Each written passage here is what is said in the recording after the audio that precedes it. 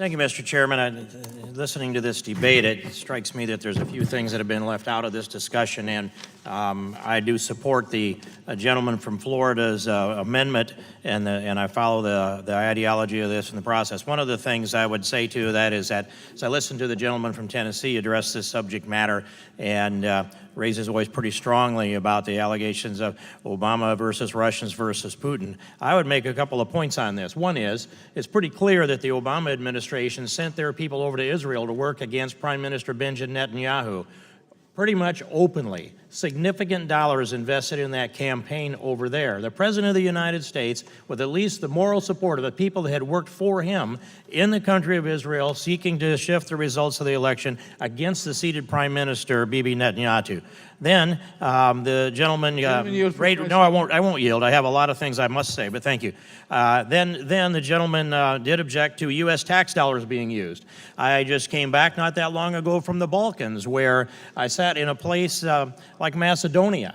And there I learned that the United States government, borrowing money from China and Saudi Arabia, had handed over somewhere at least $5 million in contracts transferred through USAID into George Soros organizations that were used to manipulate elections in the Balkans. And that's just particularly Macedonia, not including the neighboring countries that are there. And some of that money was used to translate Saul Alinsky's Rules for Radicals into Macedonians to distribute the books, and the rules for radicals and the actions of radicals were manifested within the election efforts in that part of the world. So I would say that the Obama administration is a long ways from clean on this as far as being involved in elections in other countries, not to mention little comments like the British, if you vote Brexit, you're going to have to go to the back of the queue.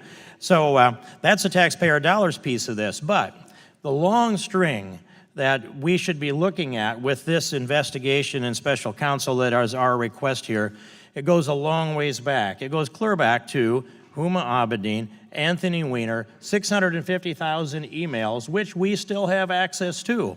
And the question that was answered to us by James Comey, which is, there was nothing to see there. We did a fast software search of 650,000 emails, and in the case of Huma Abedin and Anthony Weiner sharing laptop and sharing emails, there was nothing new in 650,000 emails. And what we've done in this Congress so far is just taken his word for that. Now, it seemed fairly logical to take his word at the time until you examine the investigation that he conducted of Hillary Clinton. Oh, by the way, it was a matter. The investigation that had Cheryl Mills, her chief of staff, as her chief counsel in the room with Hillary Clinton, and both of them had a plea bargain of some kind. They were exempted from prosecution for some by limited terms, but in any case, when you have this chief of staff who's a subject of investigation too, they're as counsel to the person who is the subject of the investigation, and we ask under oath, and I ask these questions of Comey, or of Loretta Lynch and Comey under oath, and that is, where's the copy of the transcript? Where is the audio files? Where's the video files? Who was in the room? We don't have the answers to any of that except no. If there were notes taken, we don't know whose they are or where they are.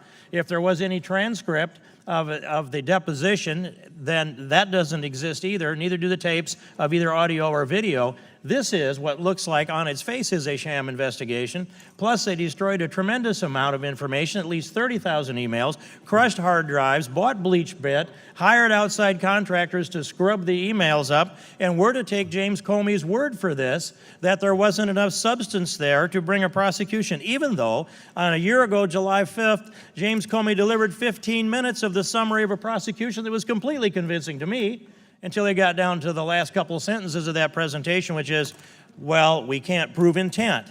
Well, curiously, there's no requirement for intent in the two statutes that appear to have been violated. And furthermore, I look back in the records to the previous October and the previous April, Barack Obama stated into the news media record, he said Hillary Clinton would never intend to put our national security at risk. Hillary Clinton would never intend to harm America's security. That's October and April, the previous October and April. Well, James Comey latched onto that word intend, and they made up new law and gave Hillary Clinton an exemption for this lack of intent that they said they couldn't prove, which is absolutely proven by the facts that he delivered to us in the summary that day and that there is evidence for. And I would go on. not only does this trail lead through Hillary Clinton and James Comey, but the Loretta Lynch component of this as well. When you put this in place and you look at the example of them on the tarmac, it's hard to imagine they sat there for 38 minutes and discussed grandchildren. I think that might even be singular, grandchild at the time. We should check that. But the answers that we got from Loretta Lynch were far less than satisfying. And then that brings me to Alexandra Chalupa, who went off she's a DNC contractor that went off over to Ukraine to try to gather dirt on the Trump people. So bringing this around, Mr. Chairman, I'll conclude it with this, as my time will soon run out, and that is this, that the trail leads, I believe, also to Barack Obama. We need to investigate all of this.